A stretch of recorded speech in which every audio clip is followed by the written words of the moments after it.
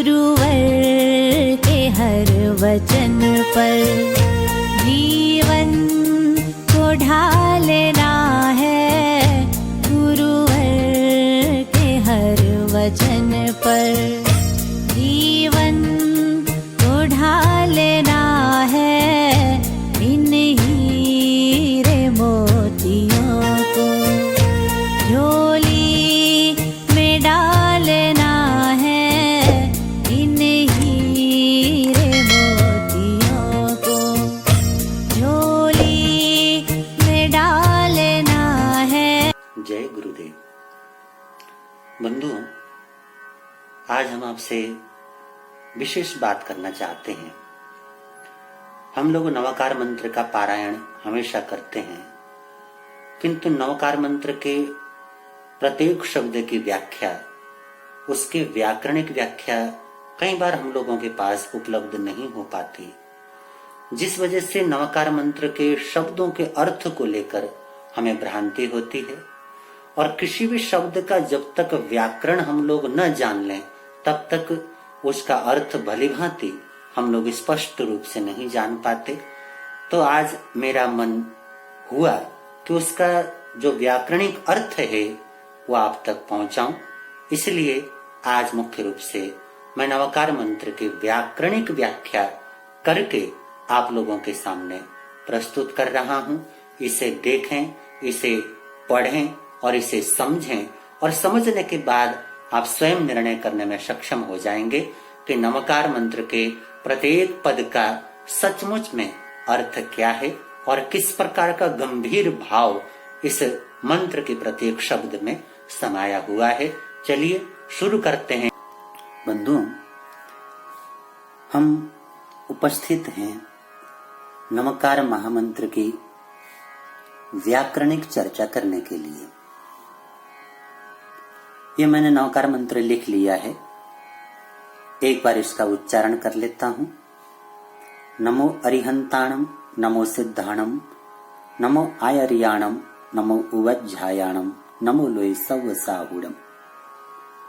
ये नवकार मंत्र के 5 पद माने गए हैं। यही मूल मंत्र है। नवकार मंत्र के अर्थ के बारे में भिन्न भिन्न प्रकार के विवेचन हमारे सामने उपलब्ध हो जाते हैं, किंतु नवकार मंत्र का व्याकरणिक विवेचन कई बार उपलब्ध नहीं हो पाता। और जब तक व्याकरण का ज्ञान न हो, तब तक शब्द के अर्थ को लेकर के कई प्रकार की भ्रांतियां हम सब के बीच में चलती रहती हैं।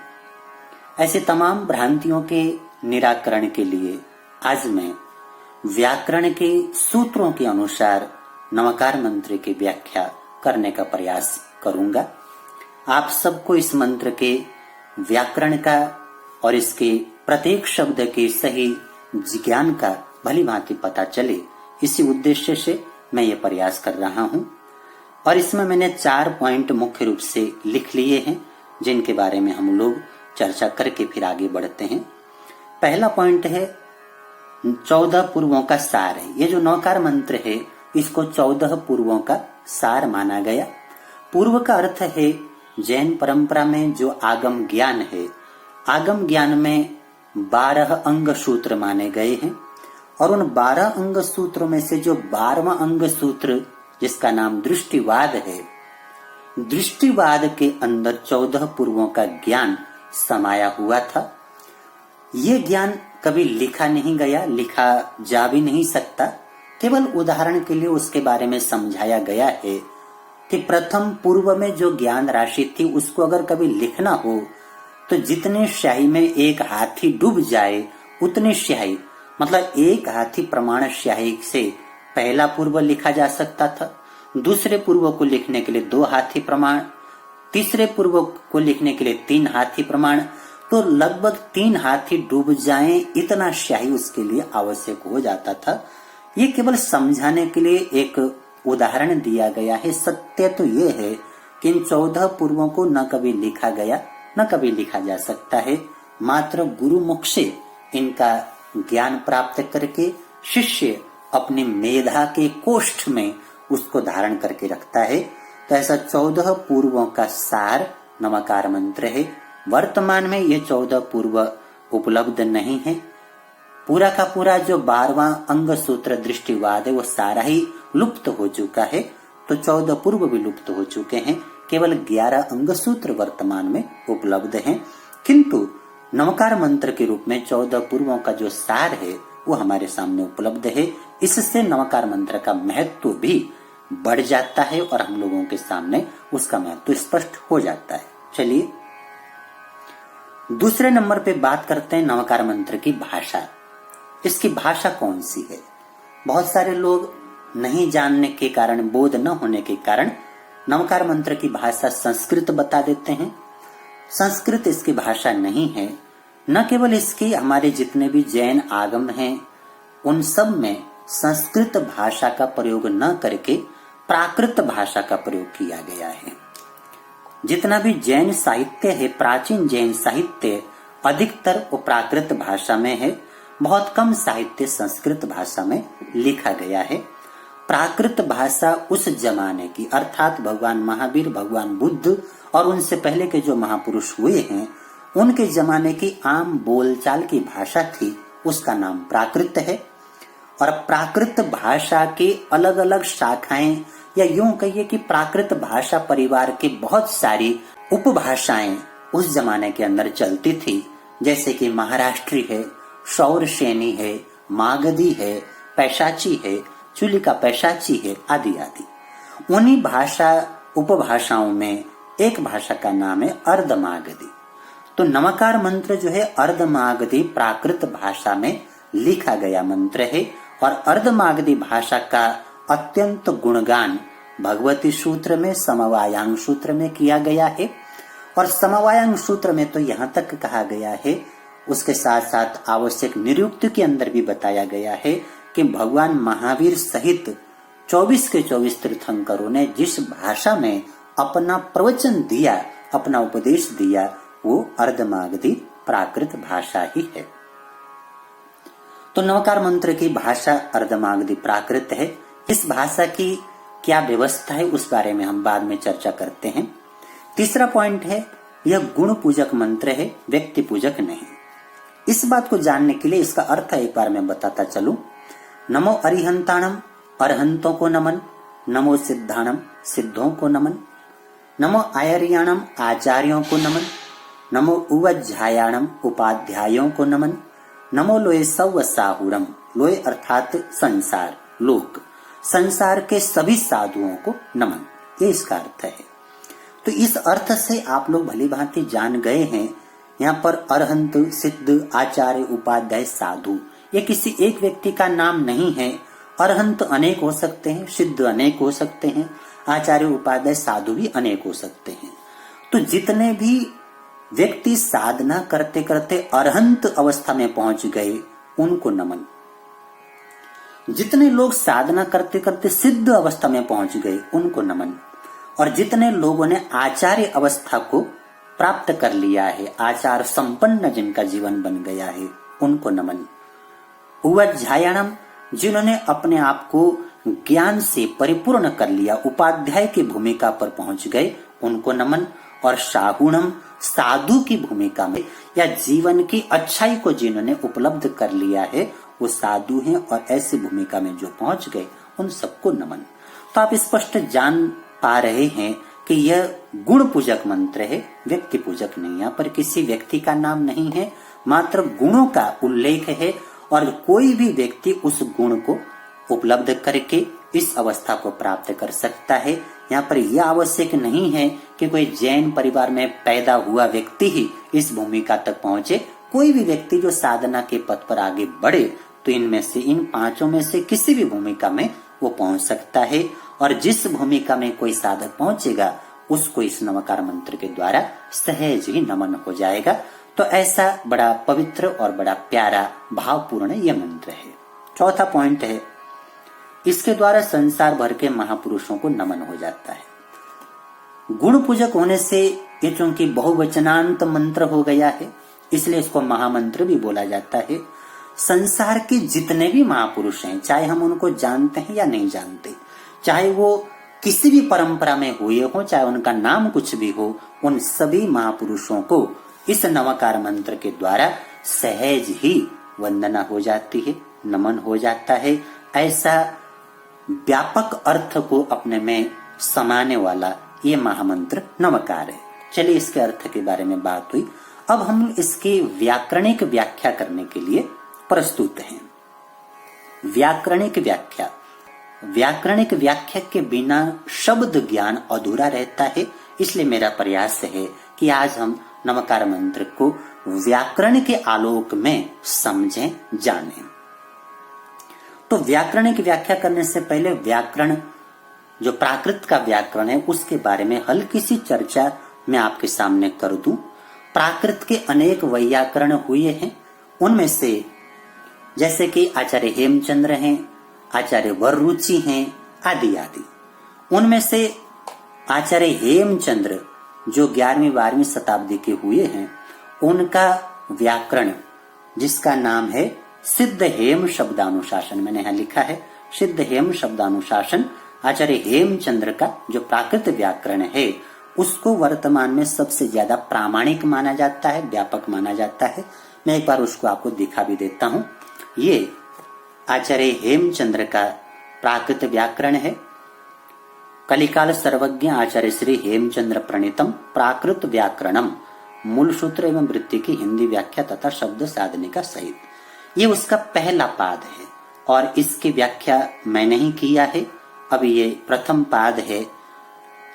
इस व्याकरण, प्राकृत व्याकरण के 4 पाद हैं कि आचार्य हेमचंद्र के द्वारा ये जो सिद्ध हेम शब्दानुशासन नामक ग्रंथ लिखा गया, व्याकरण ग्रंथ, इसमें संस्कृत और प्राकृत दोनों भाषाओं का अनुशासन किया गया है।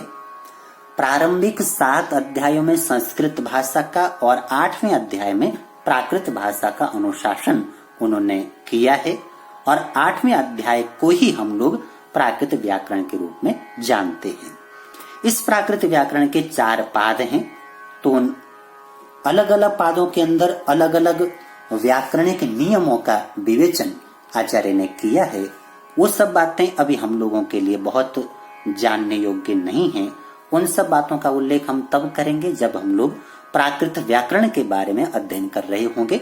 आज हमारा विषय है नमकार मंत्र की व्याकरणिक व्याख्या, तो हम लोग केवल नमकार मंत्र तक ही अपनी व्याख्या को सीमित रख लेते हैं।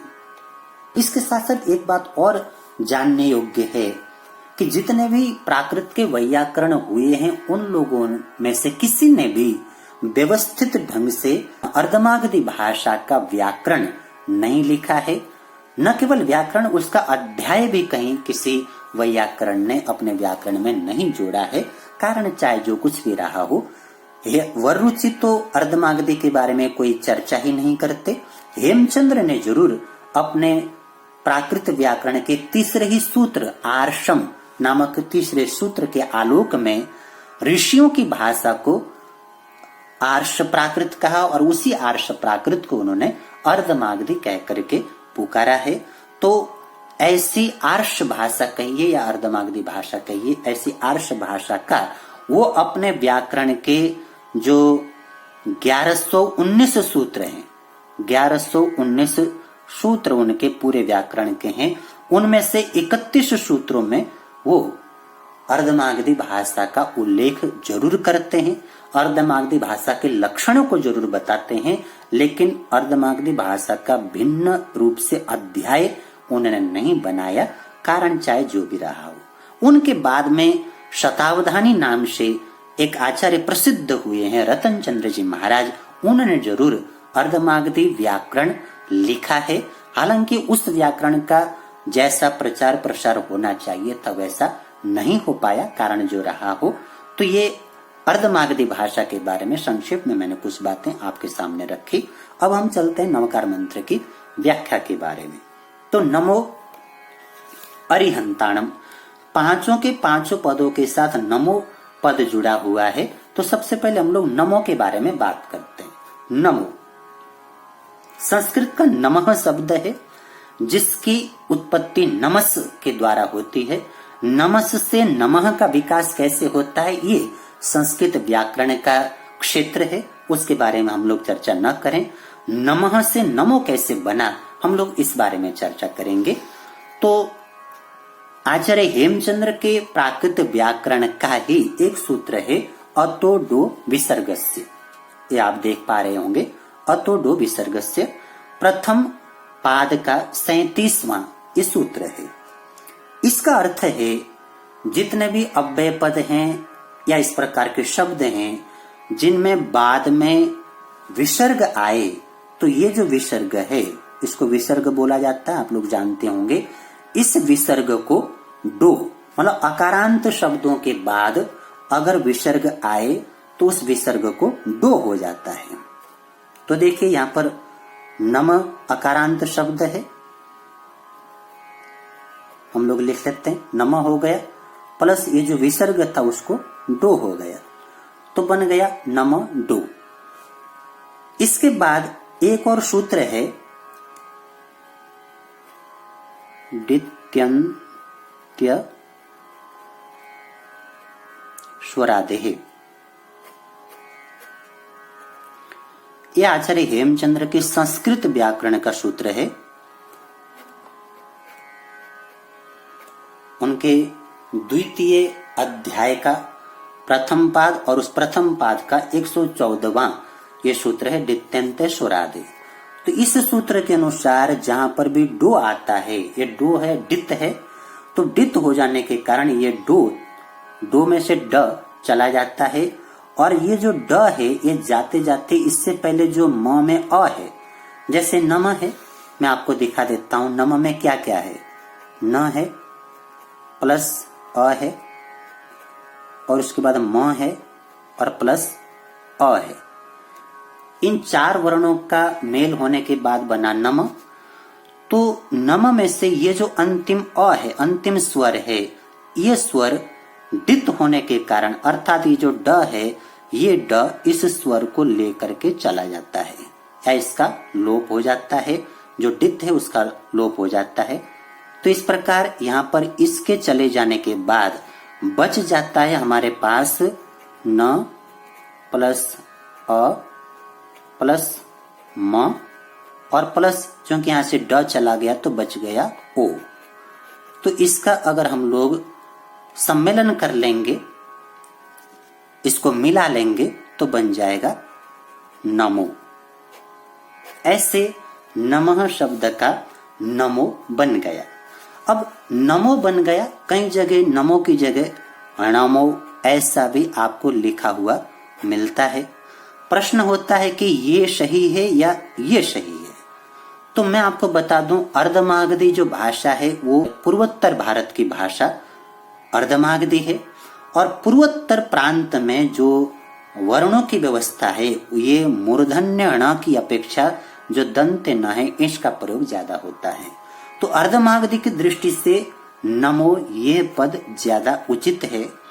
किंतु महाराष्ट्री आदि जो प्राकृत भाषाओं का प्रभाव अर्धमागधी के ऊपर हो गया, महाराष्ट्र का, सौरसेनी का, उनके प्रभाव के कारण नमो पद भी सही माना जाता है। केवल इस नमो पद को बनाने के लिए हमारे को एक और सूत्र का यहाँ पर संयोजन करना होता है। वो सूत्र है, मैं लिख देता हूं,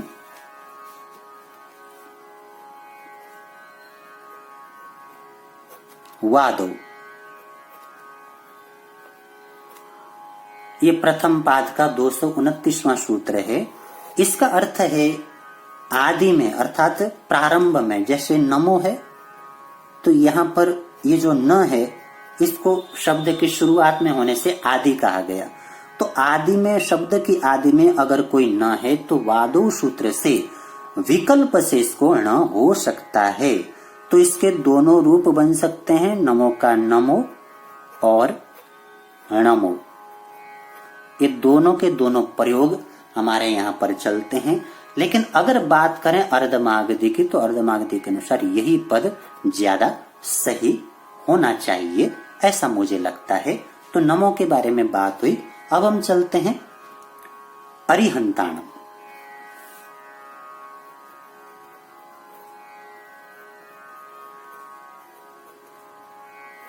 अरिहंताणम ये पद है, इसके दो रूप और हमारे को मिल जाते हैं। एक मिलता है अरहंताणम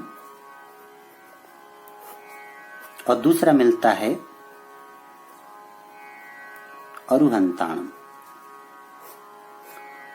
और इन भेदों के कारण कई बार हमारे को शंका भी होती है कि ये सही है, ये सही है या ये सही है। चलिए इस बारे में भी हम लोग मंथन कर लेते हैं। सबसे पहले ये देखें कि अरिहंताणम शब्द या ये जो पद बना है, बना कैसे है, इसके अंदर क्या क्या उपयोग हुआ है। तो मैं आपको बता दूं, यहाँ पर सबसे पहले अर्ह धातु का प्रयोग है, उसके बाद प्लस क्षत्रि प्रत्यय का प्रयोग है, उसके बाद प्लस आम विभक्ति प्रत्यय का प्रयोग है। तो नॉर्मली हमारे को सिखाया जाता है अरिहंत के बारे में, जहां पर अरि प्लस हंत करके शत्रुओं का नाश करने वाला अरिहंत है, और ऐसे शत्रुओं के नाश करने वाले को हम नमन करते हैं। इस प्रकार का अर्थ और इस प्रकार की व्याख्या प्राय करके आप लोगों को दी जाती है, कहा भी जाता है, किंतु ये अर्थ गलत है, ये व्याख्या गलत है। सचमुच में अरिहंत जो पद बना है वो अरि जमा हंत इससे नहीं बना है। अरहंत अरिहंताणम जो शब्द बना है वो बना है अर्हत इस शब्द से, और अर्हत जो शब्द है या प्रातिपदिक है, इसको हम लोग अर्ह इस रूप में समझ सकते हैं। और आचार्यों ने इसका विवेचन करते हुए कहा है अर्ह पूजायाम, अर्थात अर्ह का अर्थ है पूजा, आराधना, वंदना के योग्य, जो पूरे चराचर जगत के लिए पूजनीय बन गया, वंदनीय बन गया, आदरणीय बन गया। सचमुच में जिसने अपना जीवन इतना महान बना लिया कि वो पूजा के योग्य है, ऐसे उच्च कोटि के महापुरुष को अरिहंत, अरहंत या अरुहंत कहा जाता है। तो अर्ह शब्द से ये अरहंत शब्द बना है या अरिहंत बना है, ये अरि जमा हंत करके नहीं बना है। चलिए हम इसके बारे में बात करते हैं। अब हमारे पास यहाँ पर जो बना है अर्ह क्षत्रि प्लस आम, ये हमारा कच्चा मटेरियल है अरिहंताणम बनाने के लिए, ठीक है। अब आप पूछेंगे कि ये क्या क्या है, तो अर्ह ये धातु हो गया, क्षत्रि ये एक प्रकार का प्रत्यय है जो धातु में लगने के बाद वो धातु शब्द रूप की तरह बन जाता है, और आम जो है ये विभक्ति प्रत्यय है, षष्ठी विभक्ति बहुवचन में लगने वाला आम प्रत्यय। अब ये सब क्या है, इसके बारे में जानने के लिए आपको प्राकृत व्याकरण का अध्ययन करना होगा, और मेरी ये भावना है कि समय आने पर मैं प्राकृत व्याकरण का भी विवेचन इस ढंग से आपके सामने रख सकूं। फिलहाल हम उसके बारे में चर्चा न करें, केवल ये जो आम है षष्ठी विभक्ति बहुवचन का प्रत्यय आम है, इतनी बात आप जान लें। एक प्रश्न और होता है कि प्राय करके वंदना में, स्वस्ति में या नमस्कार में चतुर्थी विभक्ति का प्रयोग किया जाता है, तो यहाँ पर षष्ठी का प्रयोग या षष्ठी के प्रत्यय का प्रयोग क्यों किया जा रहा है? इस सवाल का उत्तर ये है कि आचार्य हेमचंद्र ने एक सूत्र अपने व्याकरण के अंदर दिया है।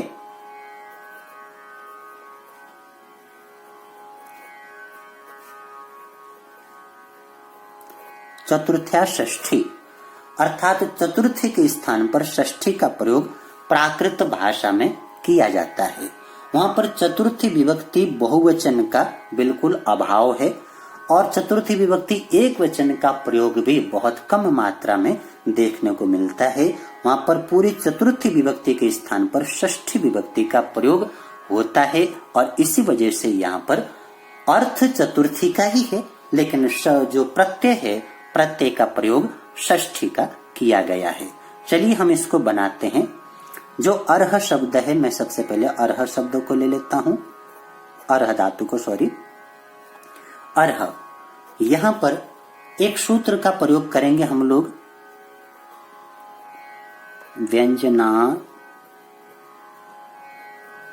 व्यंजनात् अदन्ते, इसको जब मिला के बोलेंगे तो व्यंजना ददंते हो जाएगा।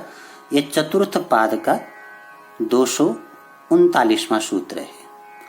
इस सूत्र से यहाँ पर जो अर्ह है, ये व्यंजनांत जो धातु है, ये स्वरांत हो जाता है।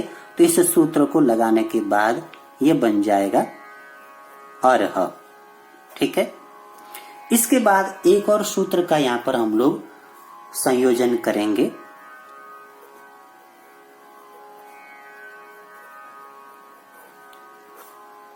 उच्चार हति, ये सूत्र है दूसरे पाद का 111वां।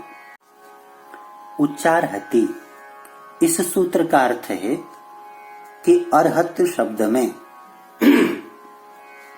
अर्थात ये अर्ह शब्द में जो संयुक्त वर्ण का अंतिम वर्ण ह है। देखिए यहाँ पर र और ह ये संयुक्त वर्ण है। इनमें से र पहले है और ह बाद में है, इसलिए इसको अंत्य कहा गया है। जो अंतिम ह है, ह से पहले इस सूत्र के अनुसार उ, अ और ई, इन तीन वर्णों का आगमन हो जाता है। उ, अ, ई। तो इन तीनों वर्णों का आगमन होगा तो जब सबसे पहले हम लोग लिख लेते हैं अ, उ का जब आगमन करेंगे अ प्लस र प्लस उ प्लस ह और प्लस अ, तो बन जाएगा अरुह। और इस समय अ का आगमन करेंगे तब बन जाएगा अ प्लस र प्लस अ प्लस ह प्लस अ, बन गया अरह। और जिस समय ई का आगमन करेंगे अ प्लस र प्लस ई प्लस ह प्लस अ, तो बन जाएगा अरिह। तो इसी सूत्र से अर्ह के तीन रूप बन गए, अरुह, अरह और अरिह। और इसी सूत्र की वजह से यहाँ पर हमारे को इस मंत्र के तीन रूप देखने को मिलते हैं, अरिहंताणम, अरहंताणम और अरुहंताणम। तो ये तीनों सही हैं, गलत कोई भी नहीं है। प्रमाण आपके सामने है। उच्चार हति सूत्र दूसरे पाद का 111वां सूत्र है। इस सूत्र से इन तीनों वर्णों का आगम बीच में हो जाता है। इस आगम को स्वर भक्ति कह करके पुकारा जाता है। तो अब हमारे पास बन गया अर्ह शब्द का। हम लोग पहले अरिह ले लेते हैं और बाकी को बाद में समझ लेंगे। अरिह प्लस क्षत्रि प्रत्यय है और प्लस आम प्रत्यय है। अब अरिह का काम हो चुका है। अब आते हैं क्षत्रि प्रत्यय में। क्षत्रि प्रत्यय की अगर हम बात करें तो एक सूत्र और यहां पर हम लोग लगाएंगे, क्षत्रानशः। ये सूत्र है तीसरे पाद का 181वां सूत्र। इस सूत्र के अनुसार ये जो क्षत्रि प्रत्यय है इसको इंत और माण आदेश हो जाता है। क्योंकि माण की हमारे को यहाँ पर आवश्यकता नहीं है, माण का प्रयोग हुआ नहीं है, यहाँ पर इंत का प्रयोग हुआ है, तो हम लोग इंत का प्रयोग करेंगे। तो इस सूत्र को लगाने के बाद हमारे पास बन जाएगा अरिह प्लस इंत और प्लस आम। अब इसको मिला देंगे तो बन जाएगा अरिहंत। अब ऐसे ही अरुह के साथ में आप इंत मिलाइए तो अरुहंत, और अरह के साथ में आप इंत मिलाइए तो बन जाएगा अरहंत। तो अरहंत, अरुहंत और अरिहंत ये तीन रूप हमारे सामने स्पष्ट हो गए। अब केवल आम का प्रयोग जो हुआ है उसके बारे में हम लोग आगे बात करते हैं। मैं अरिह को ही लेकर के चलता हूं। यहां तक हम पहुंच गए हैं अरिहंत प्लस आम। ठीक है। अब ये जो आम प्रत्यय है, इस आम प्रत्यय का विकास प्राकृत में किस रूप में हुआ है इस बारे में हम लोग विचार कर लेते हैं। सबसे पहले ये जो आम प्रत्यय है, आम प्रत्यय लगने के कारण आम प्रत्यय जहां पर प्रयुक्त हुआ है उससे पहले रहा हुआ स्वर अगर ह्रस्वर हो तो उसको दीर्घ हो जाता है। जैसे यहाँ पे त है तो त में आप समझते हैं कि त अकेला नहीं है, त और अ ये इसका पूरा का पूरा रूप है। त में अ है और अ जो है ह्रस्व स्वर होता है, इसलिए आम से पहले आया हुआ ह्रस्व स्वर वो दीर्घ हो जाता है और उसका सूत्र है जस शश नशी तो दो द्वामी दीर्घ। ये तीसरे पाद का 12वां सूत्र है। इस सूत्र के अनुसार आम से पहले आया हुआ जो ह्रस्व स्वर है वो हो जाता दीर्घ। तो इसके परिणाम स्वरूप बन गया